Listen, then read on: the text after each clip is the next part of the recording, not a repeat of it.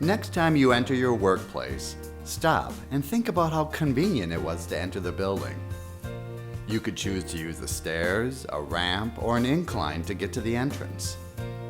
You probably had more options when it came to opening the main doors, such as using a door handle or pressing the automatic door opener. Just 25 years ago, however, options were more limited. In fact, many people with disabilities had to make special arrangements before they could enter or use public buildings, or they were forced to use a service entrance. Public awareness of the importance of making buildings more accessible was raised when the Americans with Disabilities Act, or ADA, was passed in 1990. Soon, entrance ramps became commonplace. The wheelchair icon that signals accessible facilities became a mainstay in public buildings. Curb cuts were designed into sidewalks to make it easier for people with disabilities to move from place to place.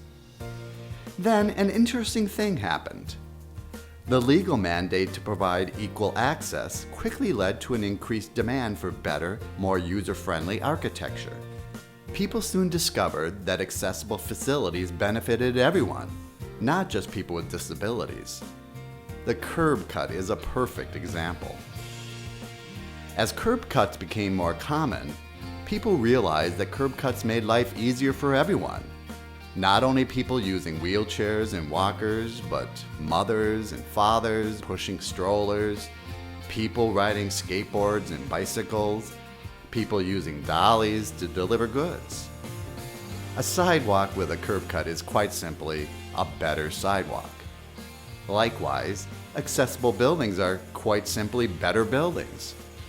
And information and technology that can be accessed and used easily by everyone are quite simply better information and better technology.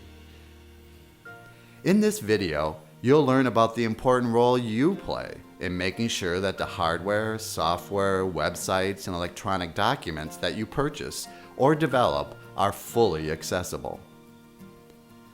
Many people assume that information and technology are already accessible. However, the reality is that not all technology is created equal. It's also true that not all information is formatted in ways that make it easy for everyone to use. You play an important part in ensuring equal access. You are in a position to make sure that all computers, telephone systems, and other hardware you recommend or purchase are fully accessible. The same is true for the software applications that support them. You also can make sure that all electronic documents, videos, websites, and other communications that you create are accessible to everyone, including people with a wide range of abilities and physical limitations. You'll learn more about accessibility standards and your role in a few minutes. But first, it's important to understand the difference between accessible technology, assistive technology, and accommodations. An accommodation is a physical solution put in place to help an individual communicate better, learn or work more effectively, live independently, or participate more fully in community activities. Assistive technology, like screen reading technology called a screen reader, is a special kind of accommodation. Assistive technology is exactly what the name implies: a piece of equipment or technology that helps a person with a disability perform a task. Some examples of accommodations and assistive technology include a braille display, a desk that is higher or lower so that it functions better for a person who uses a wheelchair, or a video phone. An accommodation can even be another person who provides a specific kind of support to a person with a disability. For example, an ASL interpreter would facilitate communication for a deaf participant during a meeting. A job coach could support a person with an intellectual disability as he or she learns to do a job. Or a paraprofessional might be assigned to assist a child with disabilities in a classroom. Accessibility, on the other hand, is designed directly into the piece of equipment, software, website, or electronic document from the very beginning to make it easier for everyone to use. Accessibility applies to places, like elevators, curb cuts, and office spaces. It can apply to things like ergonomically designed kitchen tools that are more comfortable for everyone to use, not just people with arthritis or limited dexterity. Or access can apply to information technology, like hardware, software applications, and websites. It also applies to the way information is formatted for electronic use. Think of accessible technology and information as an electronic curb cut.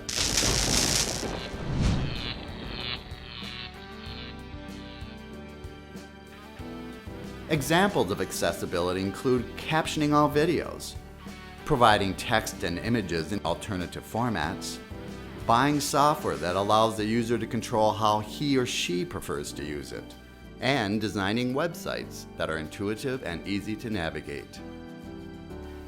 So, who benefits when information and technology are accessible? It's easy to think of accessibility as a disability issue, but everyone wins when information and technology are accessible and easy to use. Look around you. You might be surprised to discover who uses accessibility features and why. I use the captioning feature because I'm deaf. I use the captions to get all the information I need for my job. I can hear, but I use the caption feature on this training video so I don't disturb my coworkers. I can use my hands, but I prefer not to use a mouse. I would rather use the keyboard. I use the audio whenever I can because I have dyslexia and it takes me longer to read information. I understand information better when it's read to me. I have arthritis. Sometimes it's difficult for me to use my mouse. I like having the option to choose a keypad or a mouse to navigate my screen. I work with data all the time on my computer and I'm blind. So it's important that charts and graphs and other information be formatted in a way that makes sense to my screen reader software. I'm not colorblind, but I work with data all the time. When I print out documents that include charts and graphs, I like to use black and white. I don't depend on the use of color. That way I can use a black and white printer and it's cheaper. I don't have these as my hands, but if the hardware and software is accessible, I can use the computer without any assistance. Each of these people use the same technology in different ways. They may not realize it, but they're taking advantage of an electronic curb cut. They're all benefiting from built-in accessibility features that allow them to customize how they use a piece of hardware, software, a website, or electronic document. Each example illustrates how decisions made by the person who purchased or created the equipment or information made it easier for everyone to use it. These users have discovered that accessible information and technology is, quite simply, better information and better technology for everyone, not only people with disabilities. Equal access to information and technology is obviously crucial for people with disabilities who may require alternative ways to use hardware, software, websites, and electronic information efficiently. As of 2005, over 54 million people in the United States had a disability that limited some aspect of their lives. Did you know that 1 out of every 4 computer users has some form of visual impairment? That 1 out of every 4 computer users has a dexterity challenge? Or that 1 out of 5 computer users is deaf or has a hearing loss? The people represented by these statistics are your coworkers, customers, and end users. There are important economic benefits associated with accessible technology. Study after study shows that it's cheaper and more efficient to deliver government services online. But we can't reap the benefits if our citizens can't access or use information or services because they're not accessible. We will need to continue providing access through expensive brick and mortar facilities. Accessible technology offers economic benefits as well, by opening new employment opportunities for people with disabilities. Nearly 20% of the population has some type of disability in the United States. Yet fewer than 22% of adults with a disability have jobs, compared with 70% of adults who do not have a disability. It's also important to recognize that the number of people with disabilities in the United States is increasing. The population is aging. It should come as no surprise that the number of people with disabilities increases with age. More than half of U.S. citizens over 65 report having a disability that limits some aspect of their life. By 2020, the senior population in the U.S. will near 115 million. Another contributing factor is the unprecedented number of veterans returning from combat with permanent disabilities. In 2010, nearly 25% of veterans of the wars in Iraq and Afghanistan returned with permanent disabilities, particularly traumatic brain injuries, hearing and/or vision loss, and amputated limbs. Accessible technology will be critical to their ability to return to full employment. These are some of the people who will use the information you gather, the websites you build, the documents you create, and the technology you purchase. It's your job to provide technology and information that are accessible to everyone. Keep in mind that if information is available through the state of Minnesota, it must be accessible to everyone. That's the law. International, federal, and state standards have been created to help you create and purchase information and technology that passes the accessibility test. On the federal level, Section 508 is shaping the way technology is designed, purchased, and used. All over the world, web developers apply WCAG 2.0 standards to improve the accessibility of information delivered via the web. Section 508 sets basic standards that must be met for all electronic, information and telecommunications technology purchased by the federal government.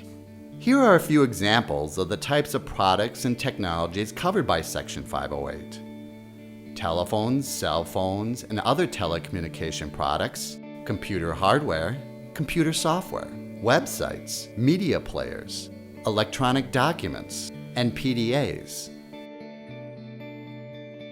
WCAG, or Web Content Accessibility Guidelines, play a similar role in the online world.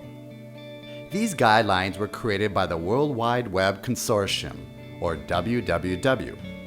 The goal of WCAG is to make sure that all web content is accessible by providing alternate ways to access information. While these standards were developed to make the web accessible for people with disabilities, these same options are useful for anyone accessing the web. The state of Minnesota has embraced both Section 508 and WCAG standards and incorporated them into a set of technology accessibility standards. When fully implemented, these standards will ensure that all hardware, software, and online applications purchased and used by state workers are accessible. The standards also ensure that all state-developed applications, websites, and content are easy to access by everyone. The Minnesota Technology and Information Accessibility Standards cover hardware, software, and online applications purchased, software applications, websites, online forms, and online surveys developed, webinars, live video conferencing, web streaming, and podcasts created or purchased, videos and documents created by state employees, contracts for hardware, software, videos, websites, electronic communications, and other information services developed or purchased on behalf of the state. These standards helped ensure that we make information technology truly useful to all Minnesota residents. We serve all customers as they expect to be served by providing information that is easy to access and use. We comply with federal accessibility standards and, as a result, are eligible to receive federal grants and funding. We limit potential exposure to expensive lawsuits. We provide the accessible technology and information needed to hire and retain employees, including those with disabilities. So, what's in it for you? A lot. Accessible technology is all about you. Accessible technology is also all about your coworkers and the constituents you represent and the consumers who depend on you. It's up to you to purchase and develop the hardware, software, websites, and electronic information that allows everyone access to the information they need when, where, and how they choose. Accessibility is everyone's job.